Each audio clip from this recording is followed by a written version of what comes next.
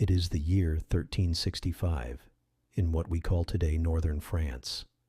But back then, it was simply Aquitaine, one of many shifting fragments of a fractured kingdom, a land of deep forests, wet earth, and war-worn fields, a place where the echoes of old crusades still clung to the corners of stone chapels, and the threat of new battles lingered just beyond the horizon.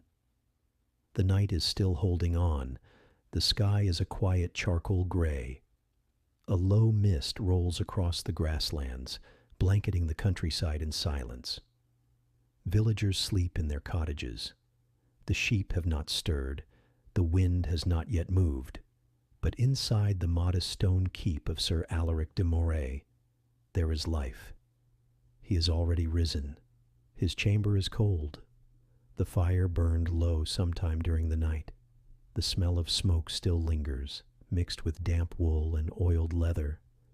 The stone floor beneath his feet is rough and chilled, but he doesn't flinch. This has always been his morning. Alaric sits for a moment on the edge of his bed. He says nothing, just listens. Somewhere below, in the lower levels of the keep, a kitchen servant shifts a pan. Hooves clatter faintly in the stable yard, and the castle rooster, still unsure of the hour, lets out a short, uncertain crow. The knight's hands are thick with age, scarred, blistered, yet they move with steady rhythm as he reaches for the simple wooden bowl of water placed by his squire the night before. The water is cold. He splashes it onto his face. One breath, two. A quiet ritual. Not out of vanity, but out of discipline. The day must begin clean. Next, the layers. He dresses without help. First the linen undershirt, soft from wear, then hose, cross-laced and secured. A thick woolen tunic follows, brown, plain, the colors of someone with land but not wealth. His boots are stiff but familiar, stitched years ago by the village cobbler, repaired twice since. His belt always the same, leather, worn, with an iron buckle. From it hangs a dagger, practical, simple. Beside it, his sword. It will stay there all day, even if he doesn't draw it.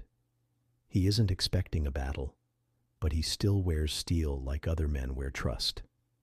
As Alaric finishes dressing, there's a soft knock at the door. It opens only halfway, a young voice. "Your morning bread, my lord." A small figure enters, barely 15. His squire Henri, eyes still half closed with sleep, carrying a wooden tray with a slice of dark bread, a bit of hard cheese, and a single boiled egg. Beside it, a clay mug with weak ale. No meat, no fruit, nothing wasted, just enough. Alaric nods his thanks. The boy bows and leaves. The knight eats standing, near the narrow window outside. The fog is beginning to thin. The first blush of pale gold light touches the eastern sky. He watches the woods in silence. No words, no prayers, not aloud at least. He has said them already, long ago on battlefields in storm-soaked chapels, in the quiet beside graves. Now his faith lives not in words, but in habit. When the last bite is gone, he sets the tray aside and lifts his cloak from the wall. Heavy wool trimmed with faded embroidery, clasps it at the shoulder with a simple pin. Then, without a sound, he opens the thick wooden door and steps out into the hall. The keep is still hushed. Stone walls echo every footstep. Torches have burned low overnight, casting long shadows against the floor. Servants whisper as they pass, moving like ghosts, cleaning ash from the hearth, hauling water from the well. All know their roles. All know he is awake. He descends the stairs slowly, not from weakness, but from presence. Every step matters. He is the first to rise. He is the one they look to. Outside, the air bites his cheeks. A crow calls overhead. The castle yard is damp with morning dew. Horses snort in the stable. Smoke curls up from the kitchen chimney. The world is waking. Alaric crosses the courtyard to the small chapel built into the side wall of the keep, barely large enough for 6. Inside, a single candle burns beside the altar.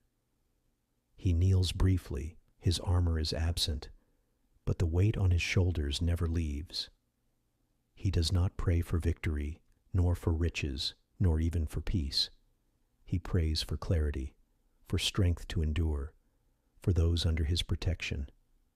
And then he rises. The chapel door creaks open as he steps out again. The sun has risen. Light spills across the outer walls of the castle. The mist retreats like a blanket being pulled from the land. The day has begun, and with it, the quiet, relentless duty of a knight. Alaric walks the path between the inner gate and the great hall with deliberate ease, nodding to the stable hand brushing down a horse.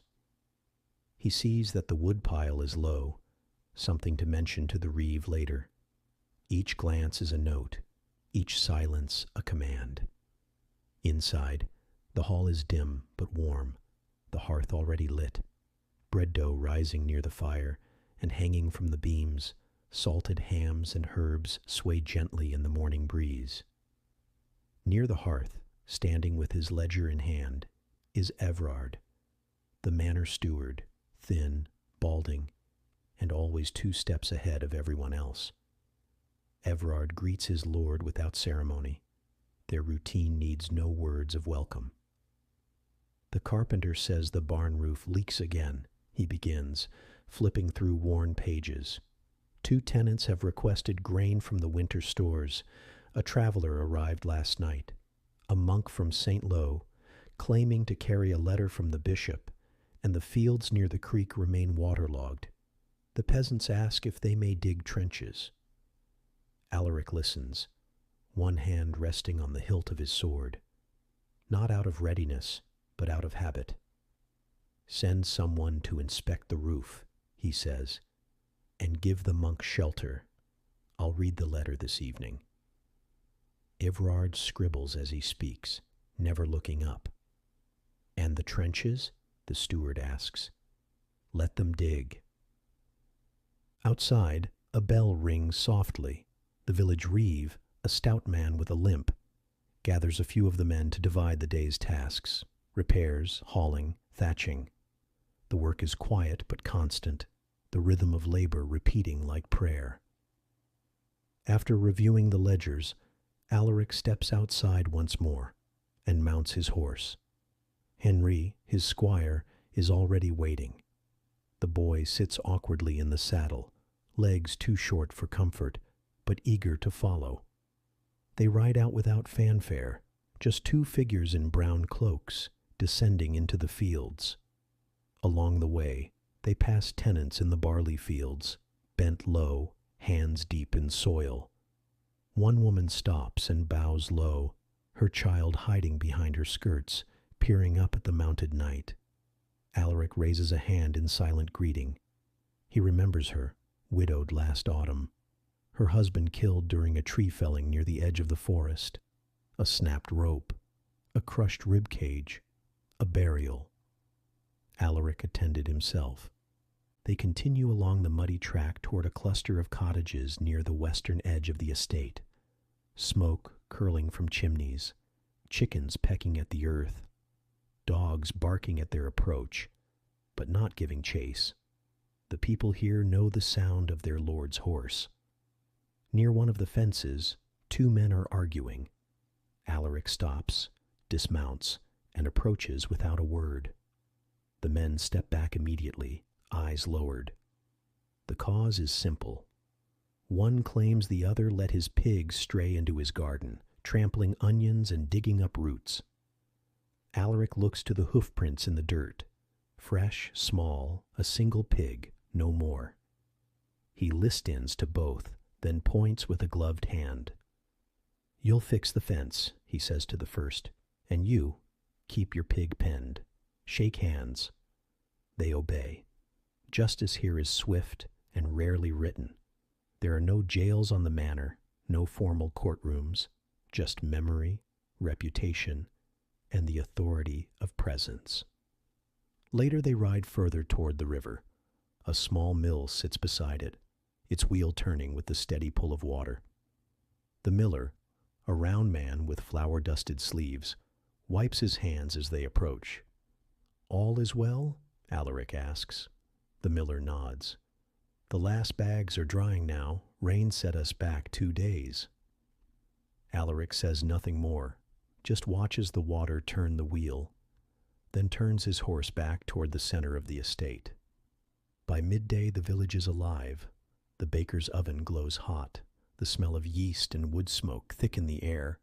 Children chase each other near the chapel, and a pair of old men sit on a bench, sharpening tools with slow hands and quiet breath. Alaric dismounts once again, walking among the homes, occasionally stopping to speak with a tenant or inspect a fence. No guards, no escorts. His presence is enough. A knight governs not with force, but with memory. People remember who came when their roof caved in, who listened when the river flooded, who rode out during the famine, not to punish, but to lend a sack of grain. As the church bell rings once more, marking the hour before the midday meal, Alaric and Henri begin their return to the keep. The land behind them is steady, planted, watched over, and though his sword has not left its scabbard, the knight has fulfilled his duty this morning, not in war, but in the quiet details of the world he holds.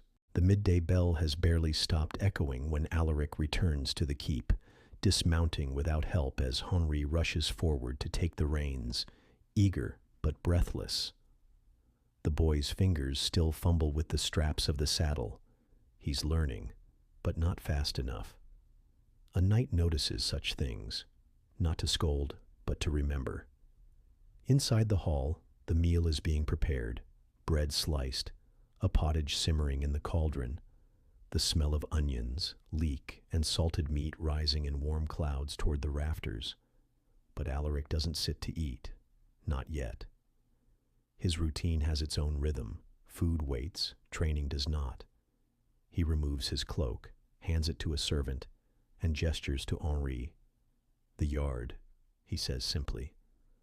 The practice yard lies between the inner curtain wall and the armory, not large but well kept, sanded earth worn down by years of drills and sparring. Wooden dummies line the far wall, some freshly patched, others hacked nearly to splinters. A weapons rack stands nearby, holding practice swords, staves, bucklers, and padded helms. Alaric steps onto the dirt and stretches his shoulders slowly, his joints stiff from age and old injuries, but he moves without complaint. Moments later, 2 men-at-arms enter the yard, loyal household guards, not soldiers bred for war, but disciplined enough to test him. They bow, no words exchanged, all knowing what to do. Alaric takes up a blunted longsword from the rack, heavier than what he uses in battle, meant for training, not killing. He rolls his wrist, checking the balance, the leather grip slick with old sweat, then steps forward. The first man swings high. Alaric blocks, pivots, and counters low, the clash of steel on steel ringing out, sharp, fast, clean, dust rising beneath their boots. Henri watches from the edge of the yard, clutching a wooden training sword, eyes wide. There's no shouting, no theatrics, just the quiet efficiency of movement, the kind born from years of repetition. One strike, one parry, one breath. The second guard joins in. Now it's 2 against 1. Alaric doesn't retreat. He adjusts, controls the distance, a feint here, a sidestep there, one blade glancing off his shoulder, another nearly grazing his thigh. But he holds. This is not about winning. It's about edge and instinct, about keeping the reflexes sharp and the muscles alive. Because one day, it won't be practice. One day, the blade will be real, and the man on the other end won't be holding back. After 20 minutes, they pause, sweat darkening Alaric's tunic, his breath steady but deep. He lowers the blade, nods once, and hands it off. Henry steps forward nervously. Alaric studies him. The boy is thin, not yet strong, but eager, and that matters more. "Show me your stance," Alaric says. Henry lifts his wooden blade, feet apart, arms too tight, shoulders raised. Alaric circles him slowly. "Loosen your grip. If your wrist locks, you die." Henri adjusts. They begin slowly, just basic cuts, blocks, and footwork. The sword clumsy in the boy's hands, his mind working too hard, which is normal. What matters is that he listens. Each time Henri stumbles, Alaric corrects him, not with cruelty, but with exactness. "Your sword is an extension of your oath," he says quietly. "It isn't a tool for pride. It's the last word you speak when all others fail." Henri nods, the words sinking in. Training continues, first with weapons, then with physical drills, running laps around the yard, climbing the low tower, lifting stones, not for strength alone, but for endurance, for obedience. In the background, the blacksmith hammers out a new hinge, a falcon cries overhead, and the smell of the midday meal carries faintly on the wind, but the night does not eat yet. Discipline comes first. Later, inside the armory, Alaric inspects the real weapons, running a hand along the edge of his long sword, not to test its sharpness, but its memory. This blade has been with him for 2 decades. He knows every notch, every rebalance, every repair. Next, the armor, hanging from wooden racks, each piece oiled and polished, checked weekly. The mail hauberk made of thousands of interlinked rings, the plate greaves for his shins, the pauldrons for his shoulders, the cuirass for his chest, all of it heavy, all of it familiar. He doesn't wear it today, but he lifts the helmet nonetheless. A simple bassinet with a rounded dome, no visor, scratches lining the surface, one deep gouge across the brow from the siege of Caen. A reminder of how close death can pass. Henri watches from the doorway. "Do you sleep in your armor, my lord?" he asks, half joking.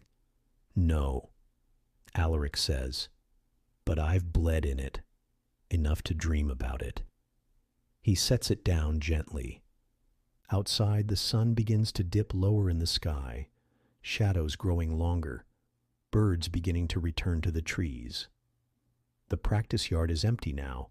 The guards have returned to their posts, and the clamor of movement has quieted into the low hum of routine. The dust has settled. The wooden blades return to the racks. The bruises already beginning to rise beneath tunics and sleeves, but no one speaks of them. Alaric stands alone by the well, washing his hands again, the water running red for a moment. Just scraped knuckles, nothing deep. But he watches the color fade into the earth as if the yard itself swallows it in silence. He dries his hands with a cloth Henri left folded on the stone ledge. The boy is gone now, likely helping the servants lay the table for the midday meal. But Alaric lingers. He does this sometimes when no one is watching. The swordplay is over. The drills are finished. But something remains. Something quieter, older, harder to name. He walks the length of the yard one last time, then turns toward the small stone alcove built into the wall.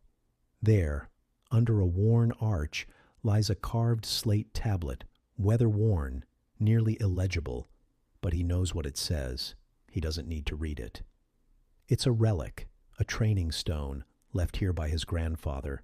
The letters are in Latin, but their meaning was passed down long ago. Valor is nothing without restraint. Strength without mercy is ruin. And no man who breaks his word is worthy of armor.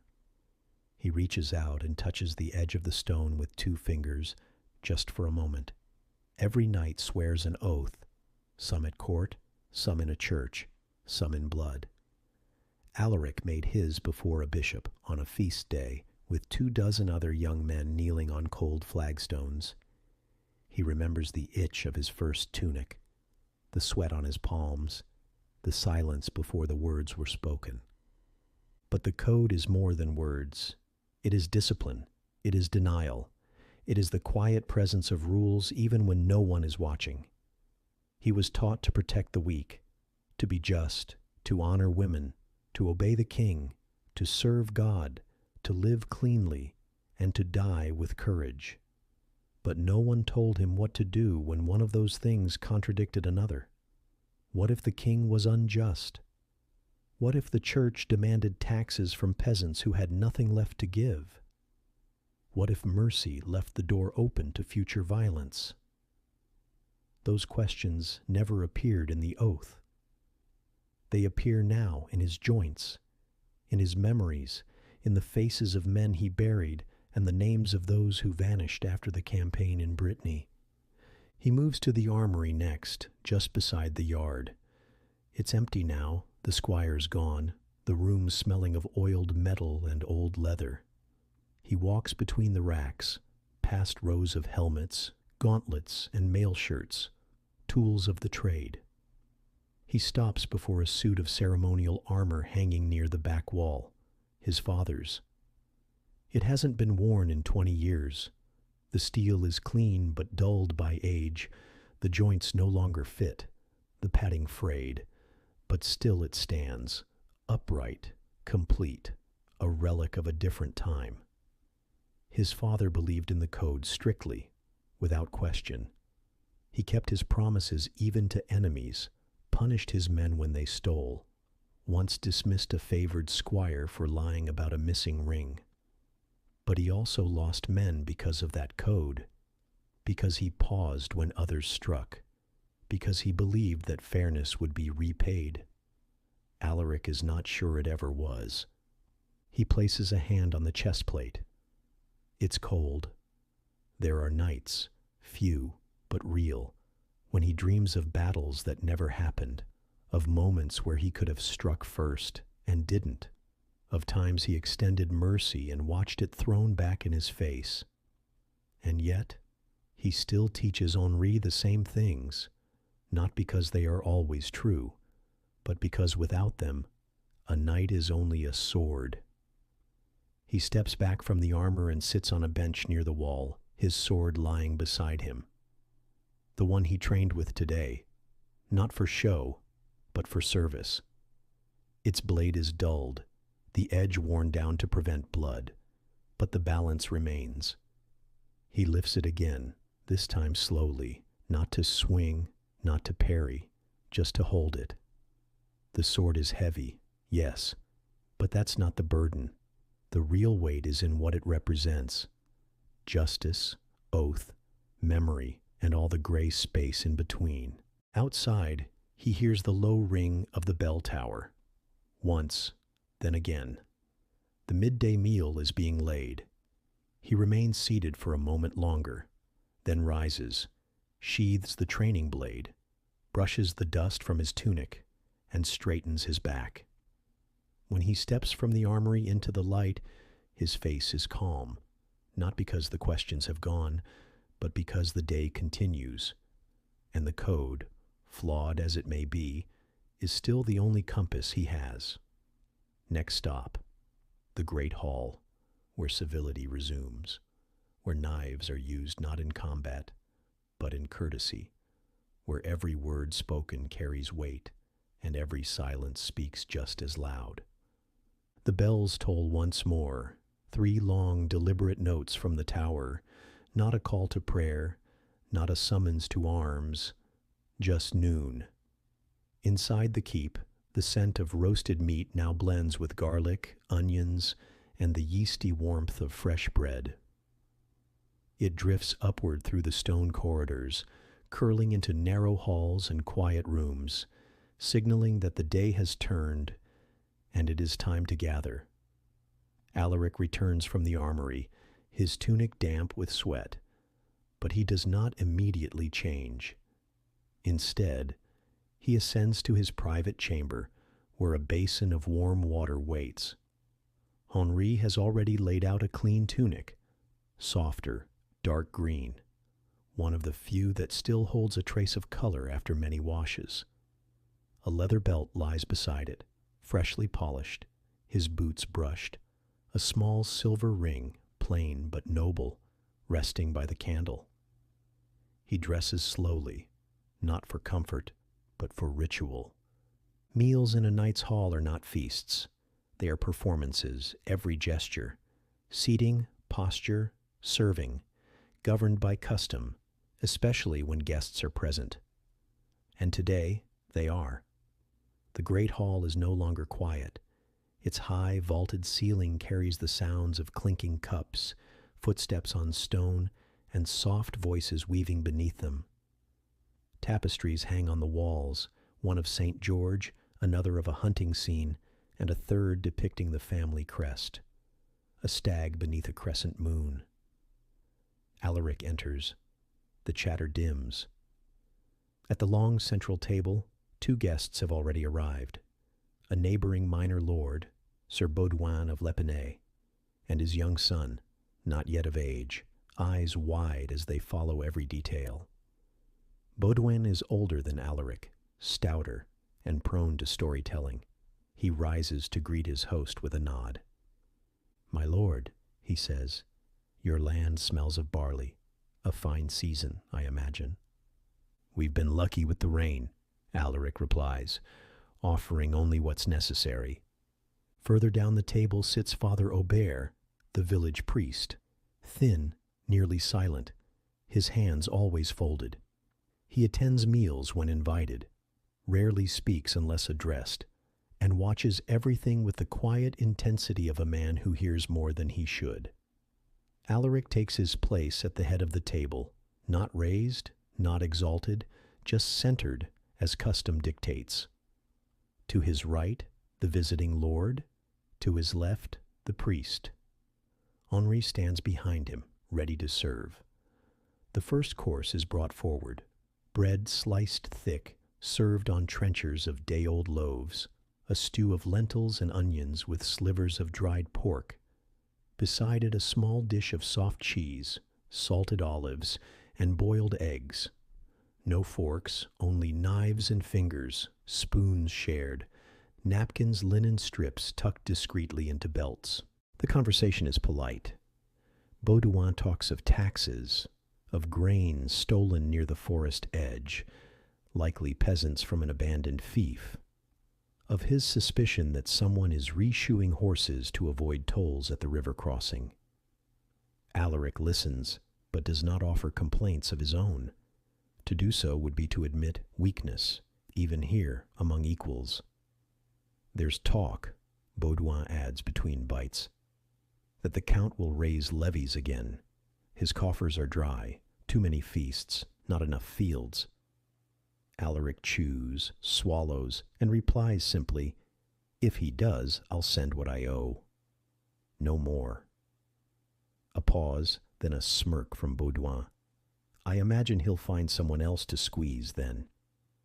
They move on to wine, thin, red, watered down, the priest blessing it with a silent prayer before lifting his cup. No one asks what for. At the far side of the hall, lesser retainers eat at smaller tables, the steward, the huntsman, the cook's apprentice, rank determining proximity. A knight's hall is not a democracy. It is a map of power, drawn new each day and where one stands, sits, eats, or speaks. Henri stands silently behind Alaric's chair, watching how his master eats, how he answers, how he never leans first, how his knife never touches his lips. These are lessons that cannot be taught with words. At one point, the boy from Lepinay spills wine on his tunic, stammering, blushing. His father huffs and waves at a servant, but Alaric says nothing. Instead, he glances toward Henri, who takes note. Even embarrassment has a place in the hall. Between courses, silence settles like dust. Outside, wind brushes against the shutters, the fire crackles, the boy from Lepine sneezes, and all heads turn, not in scorn, but in habit. In a hall like this, every sound matters. The final course is small, sliced apples with cinnamon and honey, a luxury reserved for guests. Alaric takes one bite and sets his portion aside, not because he dislikes it, but because he never finishes the sweet, an old habit from the campaign years, always leave something untouched in case the road calls sooner than expected. As the plates are cleared, Baudouin stands, offers thanks, and prepares to leave. He has far to ride before dusk. Alaric sees him off at the gate with a polite nod, but no embrace. When a knight sees another ride away, he always wonders if it's the last time, not because of war or feud, but because life has sharp corners, even in peaceful times. Back inside, the hall grows quiet once more. Servants sweep breadcrumbs from the floor. The hearth is stoked again, and Alaric retreats to his study, his thoughts heavier now, and his silence deeper. Not every day requires a sword, but every day demands vigilance. Now, the sun has shifted westward. The great hall lies behind him, cleared of guests, swept clean, the fire left to smolder. The echoes of silver on pewter, of slow conversation, of laughter cut short, all of it fades behind the thick oak door. Alaric walks alone down the side corridor, his boots sounding heavy on the stone, but he does not hurry. He's not headed to war, not today. He enters the solar, a modest chamber on the second floor, warmer and better lit than most rooms in the keep. The windows glazed with greenish glass, rare and uneven, dust floating in the beams of late afternoon light. There's no grand library here, no shelves stacked with scrolls or manuscripts, just a single wooden writing desk, a chair with a cushion stuffed with straw, and a wax tablet beside a pot of ink. On the desk lies a bundle of letters, some sealed, others opened, all from beyond his walls, each pulling at a different thread of his attention. Henri enters behind him, carrying a pitcher of warmed wine and 2 small cups. Alaric nods, and the boy sets it down quietly before leaving again, closing the door behind him. For the next hour, Alaric reads in silence. One letter is from the tax collector in St. Lo, requesting an updated list of tenants and their holdings. Another is from his cousin in Angers, speaking of a failed harvest, a sick daughter, and rumors of wolves moving closer to the settlements. The handwriting rushed, the ink smudged, the desperation unspoken but unmistakable. A third letter is sealed with a thick red wax emblem, royal. He breaks it slowly. It is short, polite, but firm. The king's court, now assembled in Poitiers, has called for new assessments of loyalty.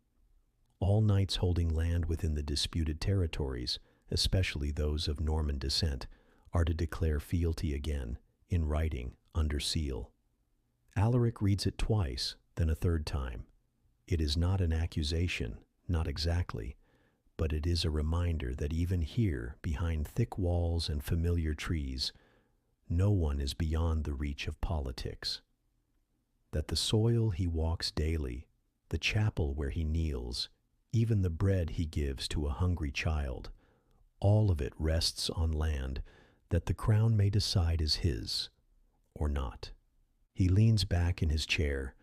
Outside the window, the forest sways gently in the wind, the same forest he hunted in as a boy, where his brother once fell from a tree and broke his arm, where his father buried 3 swords after the last rebellion, just in case the wrong side won. Politics, in truth, is not played in halls or courts. It's played in memory, in letters, in suspicion. He dips his quill into the ink and begins writing his reply, not rushed, not cold, but firm. His seal will confirm loyalty, his handwriting will confirm confidence, and the space between the lines will remind the reader that this land has been kept safe for 20 winters, not by decree, but by sweat. The candle burns low. He finishes the final line, signs, and folds the parchment, pours a bit of wax, presses his ring, and lets it cool. Then he reaches for another scroll, this one different, older, yellowed, not a letter, but a record. He reads it slowly. It is the list of men who followed him to Brittany 7 years ago. 32 names. He traces each one with his finger. 15 returned. 11 are buried near the chapel. The rest he cannot say. He doesn't dwell on them, but he does not forget. In war, every man carries a sword, but it is in peace that memory does its cutting. A knock at the door. Come. Everard enters with his usual rustle of parchment and duty. My lord, the reeve reports that the monks from the western priory are requesting an audience. Something about boundary lines. Alaric doesn't sigh, though he wants to. Tomorrow, he says, tell them to stay in the guest chamber. Feed them well. Everard nods, then hesitates. There is also a messenger from Caen, he adds. He waits at the stables, says it concerns the bishop. Alaric's brow hardens, and he waits. There? He refused bread, said he will not eat until you speak with him. Alaric stands, moving toward the door, slow and steady. When a messenger refuses food, it means one of two things. He carries news too urgent for ceremony, or too dangerous for comfort. Outside, the wind is stronger now, clouds building over the horizon like quiet threats. In the stables, the messenger is already waiting. Lean, cloaked, with mud up to his knees, his face angular, his beard rough, and his eyes too still. My Lord de Moray, he says with a slight bow. I bring word from Bishop Guérin. He pulls a sealed letter from his satchel and offers it with both hands. Alaric takes it. The seal is genuine. He breaks it and reads in silence. It speaks of shifting alliances, of whispered dissent among the nobles of the Loire Valley, of men once loyal to the crown who now hold secret councils in the mountains. And it asks a question, written plainly, if it comes to arms again, where will you stand? Alaric does not answer, not yet. He folds the letter, nods to the messenger, and turns back toward the keep. Some answers are not given in words, not until the fields are bare and the sky is red. By late afternoon, the keep begins to quiet again. Letters have been sealed, the messenger has been fed and given a place to sleep. The monks are tucked away in the guest chambers with warm blankets and bowls of broth. The hallways grow cooler, and the sunlight shifts from gold to amber as it leans lower in the sky. Alaric steps out into the courtyard once more, not to inspect, not to command, but to ride. He does this most evenings, not for duty, not for display, but to remember what it is he's protecting. Henri brings the horse forward, already saddled. A lean gray gelding, quiet and fast-footed. Alaric mounts with ease, without armor, without companions, without fanfare, just a plain cloak, a small blade at his hip, and the feel of leather reins in his calloused hands. He rides out through the main gate and into the lower valley, the forest rising before him in the distance. The trail begins where the last cottage ends. It cuts through the pasture, over a stone bridge, and into a narrow line of trees that only widen after the second bend. Birds scatter from the underbrush. A fox watches from the shadows. The forest has grown thicker in the past decade. Some of the old roads have vanished beneath moss and bramble. But Alaric knows the land like his own hand, every bend, every root, every fallen tree that became a marker. He doesn't rush. The ride is not for speed. He passes the old charcoal pit, now long abandoned, the ground still blackened, the air faintly sour, a memory clinging to that soil of a man who stole firewood here once, and the cold winter that followed. Further on, he reaches the glade where deer often gather. He slows the horse to a halt and waits. Sure enough, 3 figures emerge from the trees, 2 does and a young stag. They do not flee immediately. He watches them, motionless, until they disappear into the deeper woods. The path narrows again, tree roots twisting up from the earth like fingers reaching for memory, and memory comes. It was in these woods that he first learned to track, not as a knight, but as a boy, before the title, before the keep, before the sword was ever his. His father brought him here on a morning not unlike this one, and taught him how to walk without snapping twigs, how to find north by moss, how to listen not just for sound, but for silence. It was here he learned that stillness is more dangerous than noise, because sometimes, when the forest is too quiet, it means something else is listening. He rides on until he reaches the ridge, the high point overlooking both the manor and the distant river. He dismounts and lets the horse graze nearby. From this spot, you can see everything: the clustered cottages, the smoke trailing from the bakery chimney, the dots of sheep in the distant fields, the watchtower, the chapel spire, the keep itself, nestled among the trees like it had always been there, as permanent as stone. But it hasn't always been there, and it won't always remain. The land remembers. Before the keep, there was only forest and rain. Before Alaric, there was another, and after him, someone else will take his place. He knows this. It doesn't frighten him, but it makes these rides matter more. Because one day, this land will belong to a stranger, and he wants that stranger to inherit it whole. He walks a little on foot, deeper into the trees. Here, where the canopy thickens, the light grows softer, almost green. Mushrooms grow from fallen trunks. Insects flit through the air. Somewhere nearby, a stream runs shallow, whispering over stones. He kneels by it, cups water in his hand, drinks. The taste is sharp and cold, the way he remembers it as a child. He thinks of his mother, of the herbs she used to dry on the kitchen beams, of her hands in the garden, of her voice, low and clear, singing old prayers while she worked. She died before he took up the sword.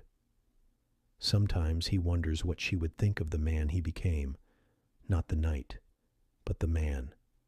Would she see him as noble or as tired? A sound breaks the air. Hooves far off, not fast, not hostile, likely a forester.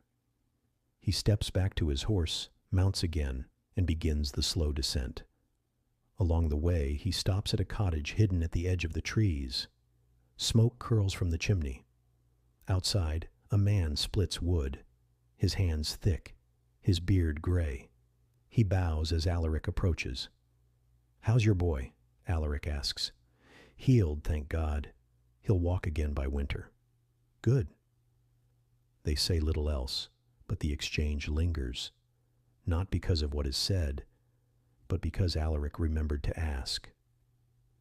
As he nears the edge of the forest, the trees thin, the wind rises, and the sun breaks through in bands of fading gold. The world opens once again. The manor lies ahead, quiet, resting, whole. No banners fly, no horns sound, no one sees him return but the stable boy. But that's how it should be, because this ride wasn't meant to be seen. It was meant to remember, and to be remembered. The last of the light fades behind the hills. By the time Alaric returns to the keep, the courtyard is shadowed and cool. Lanterns have been lit along the inner wall. The cook has closed the oven. The dogs no longer bark. The day has folded into silence. He dismounts without speaking. A stable hand takes the reins, and the horse is led away to be brushed down. Henri waits nearby, holding a basin of water and a dry cloth. Alaric washes his hands, the dirt of the trail turning the water dark. He dries them slowly, then hands the cloth back without a word. Inside, the great hall is quiet. The fire has been rebuilt. Smaller now, lower, just enough to warm the space. A few servants move along the edges of the room, sweeping up crumbs, clearing trenchers, replacing rushes on the floor. The smell of supper lingers in the air: stewed turnips, bread crusts, and rosemary. This meal is simpler. No guests, no politics, no performance. Just his household, his people. He sits at the long table without ceremony. No announcements are made. A bowl is placed before him, warm and modest. Beside it, a slice of bread, and that is enough. He eats slowly, listening to the hum of quiet conversation at the lower tables. The huntsman joking with the falconer, a serving girl giggling, then stifling it, the steward clearing his throat, reading over a list of supplies beneath his breath. Alaric does not join in, but he does not feel alone. Silence in this hour is not loneliness. It's peace. After supper, he walks the upper corridor of the keep. The walls here are rough stone, draped in heavy tapestries to keep out the wind. Each step echoes slightly in the dark. The torches flicker as he passes, casting tall shadows behind him. He stops outside the chapel. The door creaks as it opens gently. Inside, the space is lit by a single candle at the altar, the stained glass glowing faintly in the moonlight, reds and blues and soft purples dancing on the stone. He kneels. No priest watches. No servant waits. He doesn't pray aloud, doesn't ask for strength or forgiveness or favor. He just listens to the quiet, to the warmth of the stone beneath his knees, to the stillness of a world that has, for one more day, held together. Later, in the squire's chamber, Henri is preparing for bed. Alaric steps in, unannounced. The boy jumps up and straightens. "No need," Alaric says softly. "Sit." Henri hesitates, then obeys. Alaric takes a seat across from him. The room is small. The candle between them flickers. A long pause passing before the knight speaks. "Tomorrow we begin work with the shield. You'll hate it. It's heavy. It bruises your arm, and it blocks your view." Henri nods, trying not to smile. "But it keeps you alive," Alaric adds, "and that's what matters. Not winning, not honor, just seeing the sun the next day." Henri nods again, more solemnly. Then Alaric rises. He rests a hand briefly on the boy's shoulder before stepping out into the corridor once more. His own chamber is cool when he enters. The fire has burned low. A candle waits on the bedside table, a fresh tunic folded neatly at the foot of the bed. He sits down slowly, removing his boots one at a time, the sound of leather and metal breaking the silence, then removes the belt, the dagger, the tunic, the undershirt. He washes again, this time with warmer water, dries his face, then lays down. The mattress is straw, but not uncomfortable. The wool blanket is rough, but it's his. He shifts once, then stills. The candle burns. He stares at the ceiling, then finally reaches up, pinches the flame out between two fingers, and lets the room go dark. Outside, the wind continues. The stars move across the sky, and the manor sleeps. One more day held steady beneath the watchful eyes of a tired knight. Not a legend, not a hero, just a man doing what he swore to do, until the end.